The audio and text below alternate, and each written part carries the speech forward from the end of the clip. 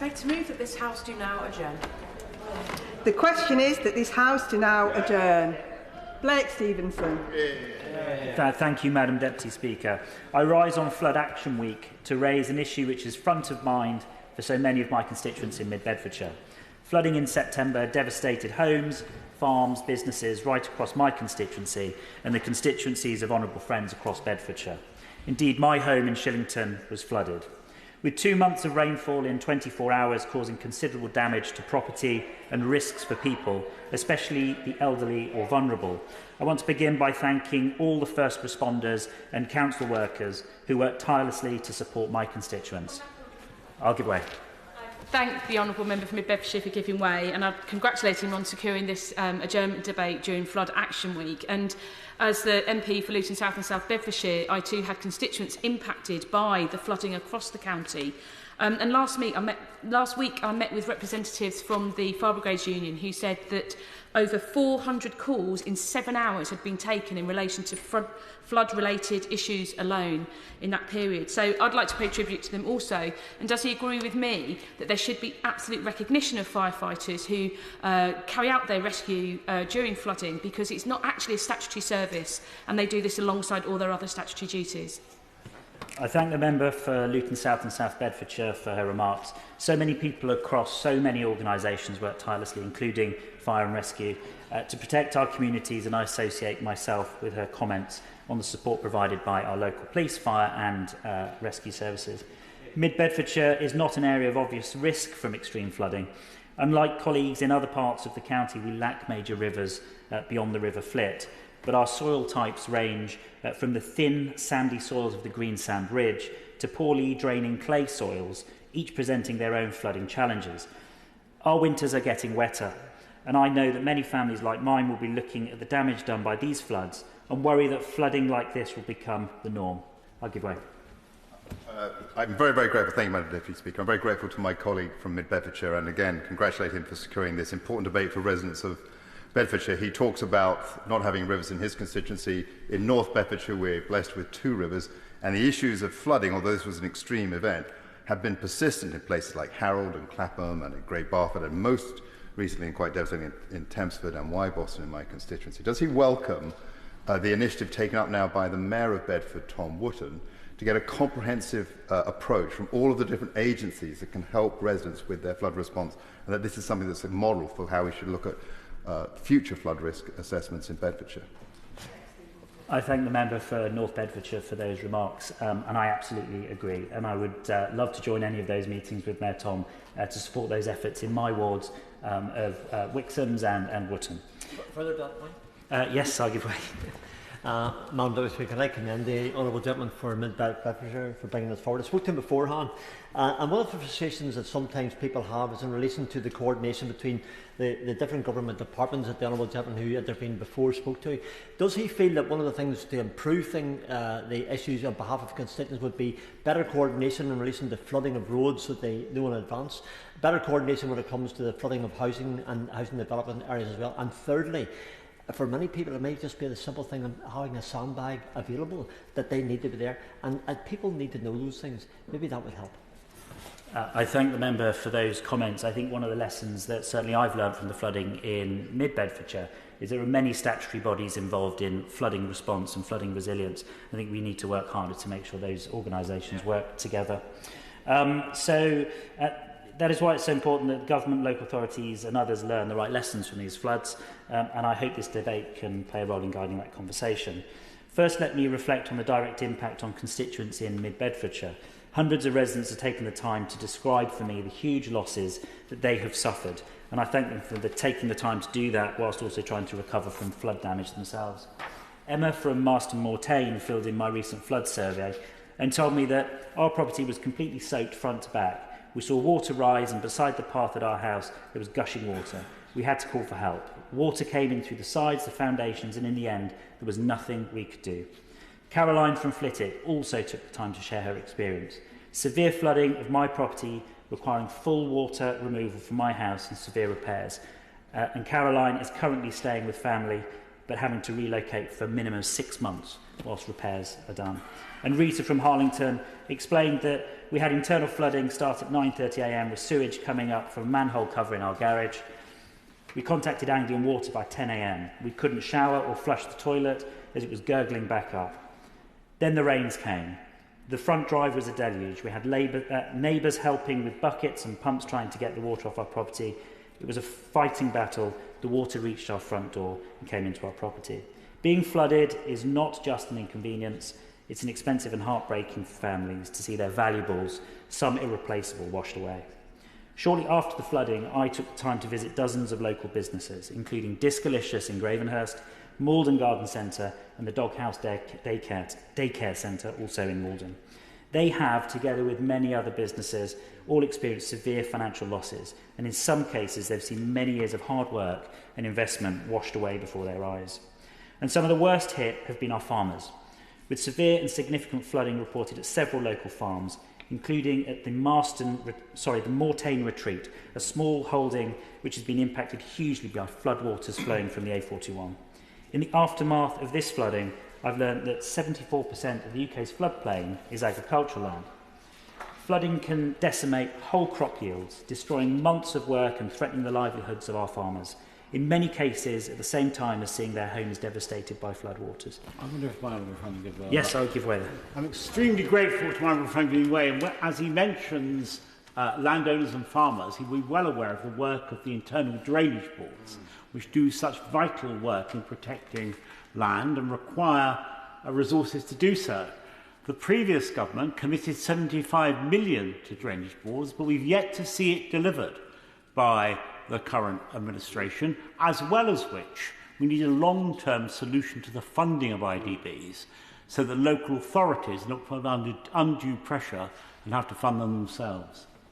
I thank the honourable member for that point, and actually he stole my thunder because that exact point was later on in my speech. So I shall skip over that when we get to it. So I'll say it again, perhaps. Yeah. England has suffered its second worst harvest on record with persistent wet weather, and waterlogged fields risk putting our farmers out of business over the medium to long term.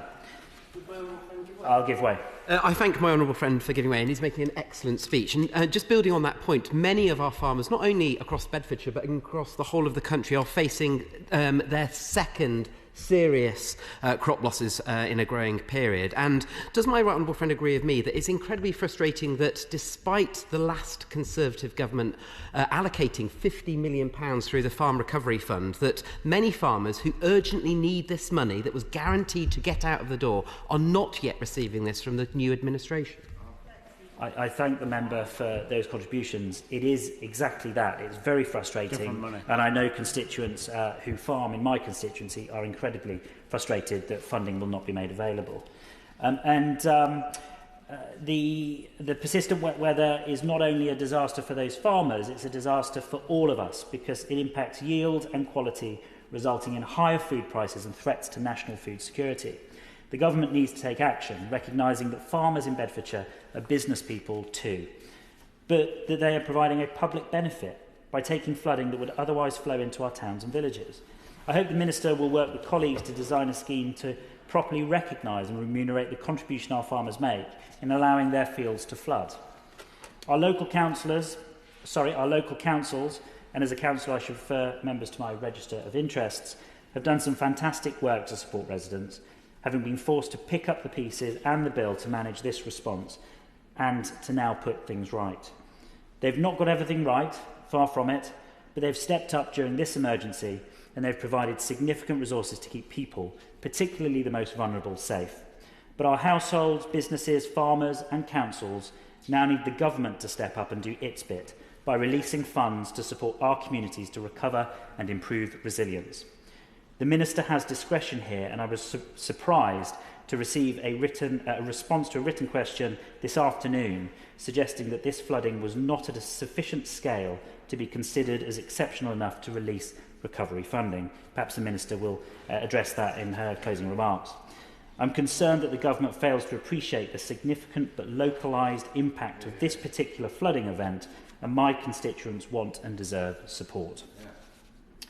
The most high-profile victim of our recent flooding was perhaps the A421. It was closed for weeks after more than 60 million litres of water collected in a dip in the road at Marston Mortain. National Highways have worked hard and around the clock to reopen the road, but as we look at lessons learned, significant questions must be asked as to how we got here. How a major A road connecting Bedford to the M1, built this century, can have been built down into the ground in a historic floodplain, which of course is prone to flooding. It was designed in such a way that it regularly floods a little, but was also built with flood mitigations insufficient to deal with the kind of flooding that could become all too common in the years ahead. As this government looks to build similar infrastructure in the years ahead, we must heed the warnings of the A421 and build in a way that is protected not from the flooding of yesterday, but the flooding of tomorrow. But roads are not the only area where problems with effective infrastructure have exacerbated the impact of flooding on my residents in mid-Bedfordshire. Blocked drains reported right across mid-beds in places like Lower Shelton, Flitwick, Cranfield, Harlington and Malden significantly increase the likelihood of surface water flooding. And clearing drains regularly, if not the sole solution, to my constituents represents common sense and a quick answer to mitigate at least some of the risks. They want to see the schedule of maintenance improved materially. Leaves fall every autumn and block drains, not every 3 years. And utility companies dig up roads and fill drains with mud and tarmac, only to leave them to be cleared by the council in its 3-yearly cycle. This simply is not good enough, and it is putting property and lives at risk. I therefore call on the government to urgently consider introducing a new statutory duty on local authorities to clear drains and culverts regularly, backed by central funding at the budget to ensure that councils have the resources they need. I also urge the government, and this is my honourable friend's point, to look at the way internal drainage boards are funded to ensure that they have the resources they need to manage local flood risks. And I ask the Minister to commit to meet with me and interested colleagues to discuss how that might be achieved. Will the Honourable Member give way? I give way. Thank you. In Leicestershire, we have a lot of landowners who should be doing more to help alleviate flooding.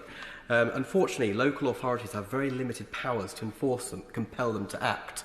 Does he agree with me that actually more needs to be done to bolster the power of local flood authorities that are invariably upper-tier councils?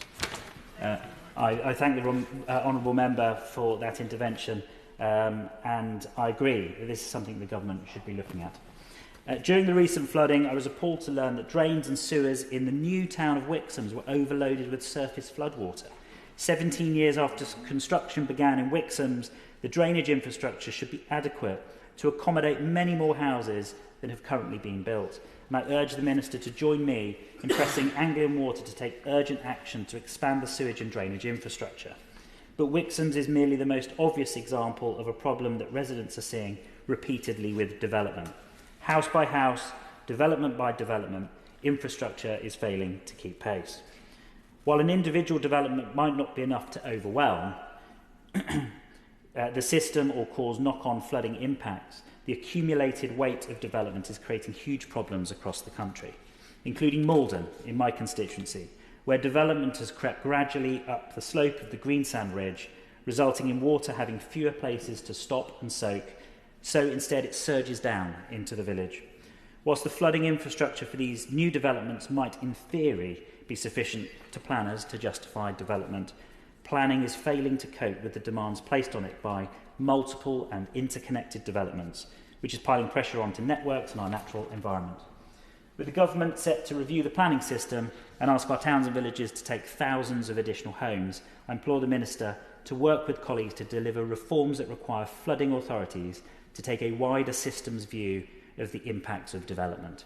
We need to ensure that housing targets do not put the delivery of new homes over the habitability of housing stock or the safety and sustainability of our communities. I will give way. The honourable member for giving way and also for securing such an important debate for constituents in his constituency, but also all of us here representing Bedfordshire seats.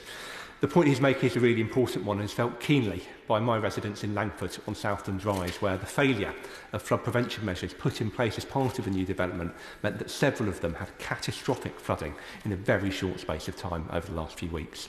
Will he share my view that not only is consideration of flooding risk through local and national planning frameworks clearly in need of review, But we also need to make sure that measures are in place for robust enforcement to ensure that the flooding mitigation measures that are put in place in new developments actually work as they said they should. I thank the member for Hitchin for his intervention, and that story is a story that's felt and heard all across Mid-Bedfordshire too, and I do agree with the points that have been made. As a starting point, I'd like the government also to consider urgently introducing secondary legislation to bring into effect Schedule 3 of the Flood and Water Management Act 2010. And the Minister smiles, so perhaps has a point to make on that in wind-up. Whilst I understand from a recent answer to my written question that the Minister wants to be mindful of the impact of over-regulation on developers, building homes that increase flooding risk in our towns and villages does nothing to help alleviate the housing crisis. I must also consider the benefits of nature and nature-based solutions. Natural upstream solutions would help capture water and absorb some of the worst impacts of flooding. The Bedford to Milton Keynes Waterway Park is a great local example of a project which has the potential to remove water during flooding and indeed deliver water when it's most needed during droughts, and we must press ahead and deliver that at pace.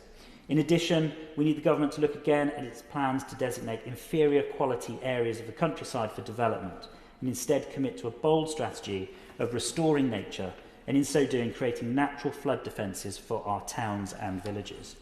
And in our towns and villages themselves, I would like the government to commit to a natural regeneration programme using trees and nature to create sponge cities by enhancing drainage to prevent surface water flooding.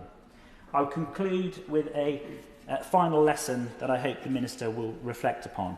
My constituents were disappointed that whilst the Minister took the time to visit those in nearby Leighton Buzzard to observe the impacts of flooding there, our towns and villages in Mid-Bedfordshire received no attention from the government at all.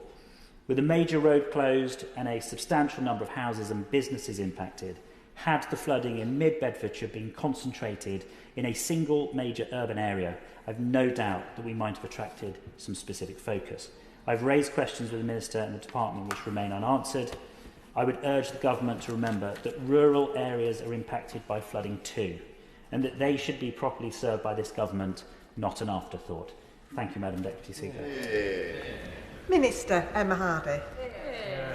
Thank you very much, Madam Deputy Speaker. It's a pleasure to see you sitting there in the chair. And I'd like to thank the member for Mid-Bedfordshire for calling the debate on this important matter, and indeed everybody who has contributed and intervened during the discussion. And I'd like to start by sincerely expressing my sympathies for all those homes and businesses and individuals impacted by flooding.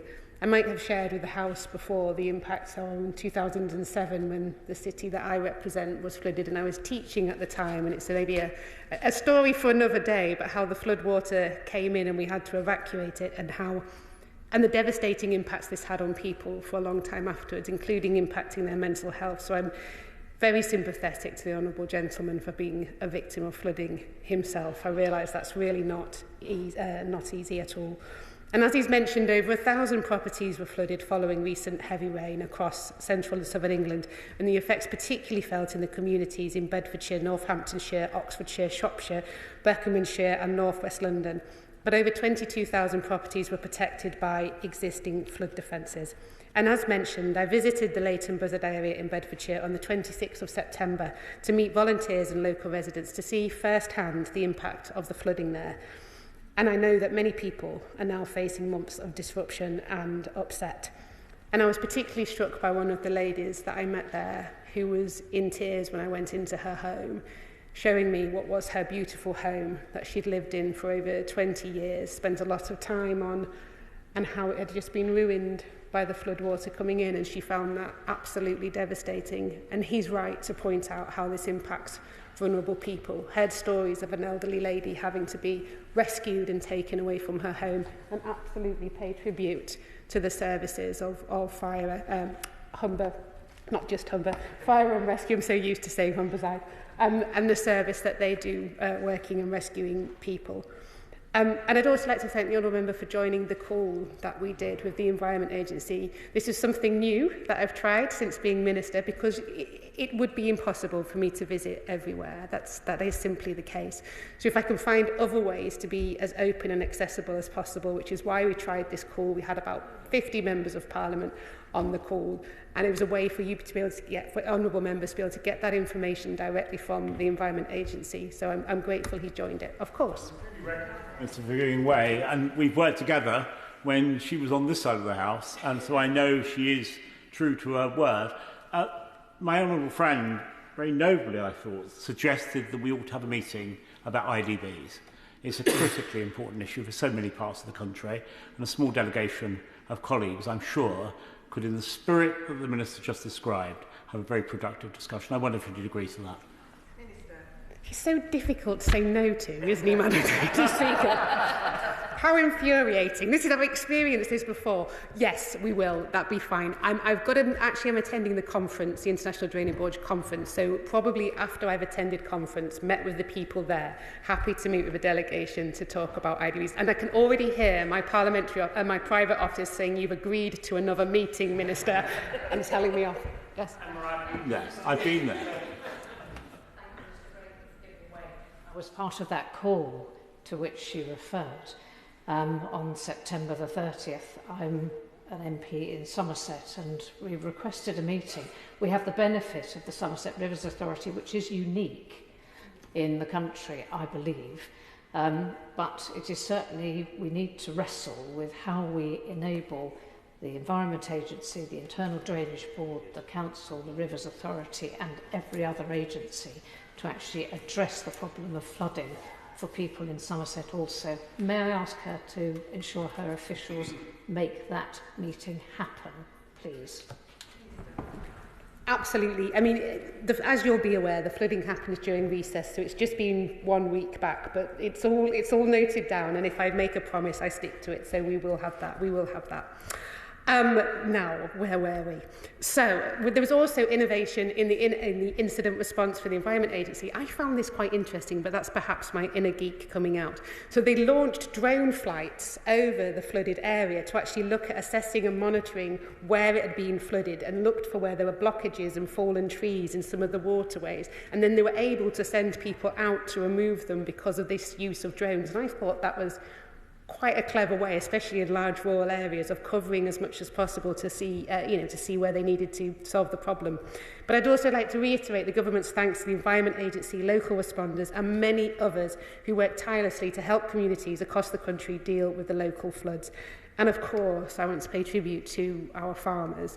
This is the worst harvest, I think, 2 years in a row that they faced. And I realise as well the impact that this has had on many of their mental health. I do accept the frustration around the Farming Flood Recovery Fund. I accept the frustration, and I'm afraid I'm going to have to give you an equally frustrating answer, which is until the budget is announced, there's not much more I can say on that matter, but I realise that won't offer them the reassurance they want at the moment.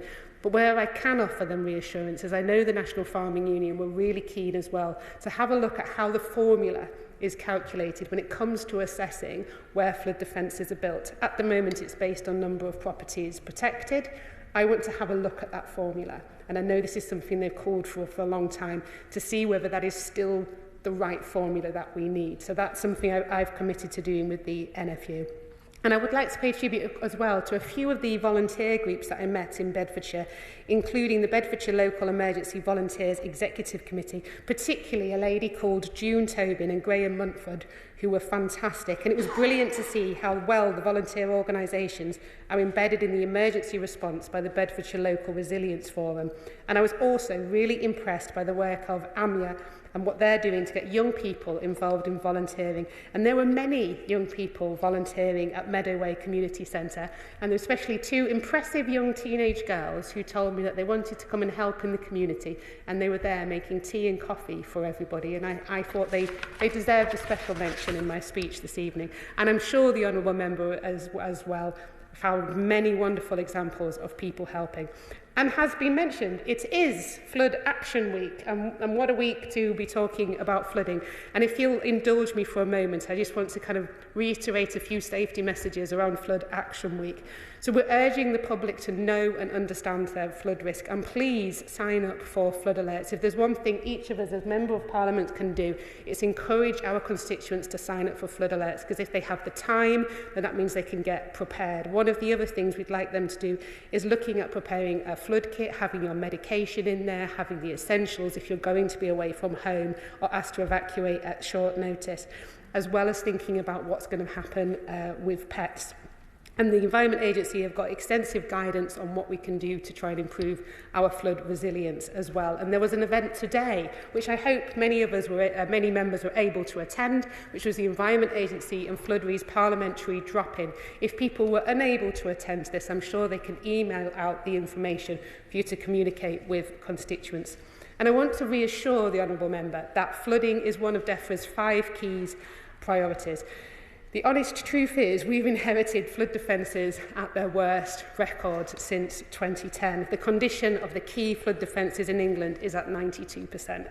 This is the lowest it has been in 14 years, which is clearly concerning. As has been mentioned, we are going into another wet winter. Because of this, we've been able to move £36 million extra into urgent repair of some of these flood defences. And we've also got mobile assets. So we've got 275 mobile pumps. We've got 25 kilometres of flood defences as well. And by using sort of knowledge around long-term forecasts, we want to get these mobile resources into the areas required. But it's definitely far from ideal. The previous government's flood investment programme was unfortunately behind schedule and over budget. I'm urgently reviewing it to make sure that we have a flood programme fit for the purpose. And as been mentioned, I've been looking at how the formula works. And the Honourable mentioned one of my favourite words, which was SUDS, which only people sort of in this level of geekery get excited about. Sustainable urban drainage systems, very good. And Schedule 3 of the 2010, and I'm pleased he pointed out as well it was 2010 and it still hasn't actually been enacted. It is really important that we look at sustainable urban drainage. At the moment, as he's mentioned, MHCLG are doing a whole review into planning and how the planning system works, and it will come as no surprise to him that I'm obviously pushing from the DEFRA end of things on how we can ensure that the homes we build are flood-proof for now and the future, and importantly, don't contribute or add to flood risk within the area, which I think are 2 important issues. And of course, the priority for the Honourable Member is his constituency, bearing in mind, of course, that water is one of those tricky things that does not obey constituencies, does not obey nations, and therefore, as has been pointed out, if we want to tackle flooding, sometimes the answer is further upstream, quite literally, when it comes to flooding and looking at some of the solutions. And I did enjoy hearing him mention natural flood management solutions as well, which is another thing I get very excited about, because we have a nature crisis, and if we can deliver something that not only delivers protection for flooding, but also increases nature, then isn't that a wonderful thing to do? I'm a huge fan. I don't think the answer to everything should always be concrete. However, at times, of course, we do need to have those hard flood defences. So looking at a catchment-based approach, how we can sort of handle this, where we can look in some areas at slowing the flow, where we can move it out more quickly in others, is very important. And he also mentioned the A421. I was stuck on that A road, Madam Deputy Speaker, as well. So after visiting the flooded area in Leighton Buzzard, realising I couldn't then get a lift back to London, because at the time I think it was at Euston Station was shut, ended up trying to get a lift from someone up to Peterborough to get my way back up to Hull, and stuck on a diversion of the A412. So I feel his pain, can I just say, as being a fellow victim of that particular closed road. And in terms of Bedfordshire itself, the Environment Agency estimate 3.5 million are going to be invested in increasing flood resilience. And many of those schemes, because as he quite rightly said, it's surface water. That's the problem. So many of those are going to be small-scale surface water solutions. Am I getting the nod to say, hurry up now, aren't I, Madam Deputy Speaker? OK, right, I'm going to speed on. But we can continue much of this at a later date. But let me move on to conclude. To conclude, I would like to reiterate that this government will act to ensure people are better protected from flooding in the first place. We are determined to turbocharge the delivery and repair of flood defences, improve drainage systems and develop natural flood management solutions. We're investing over £1.25 billion this year to scale up natural resilience through building new and improving existing flood defences. The government is reviewing the existing programme to get it back on track after the slow pace due to the impacts of inflation and delay to the supply chain. the Flood Resilience Task Force, which we set up and has already met, which includes organisations as DEFRA, MHCLG, Home Office, Cabinet Office, Environment Agency, the Met Office, Local Resilient Forums, Mayoral Office, Emergency Responders and the National Farming Union, and we'll be meeting again in January. And emergency services, EA, the local authorities, voluntary organisations and government departments stand ready to support affected communities in any future flooding. Flooding is personal and a priority for me. I will work tirelessly to make our community more resilient to flooding. The question is that this House do now adjourn. As many as are of that opinion say aye. Aye. The ayes have it, the ayes have it. Order, order.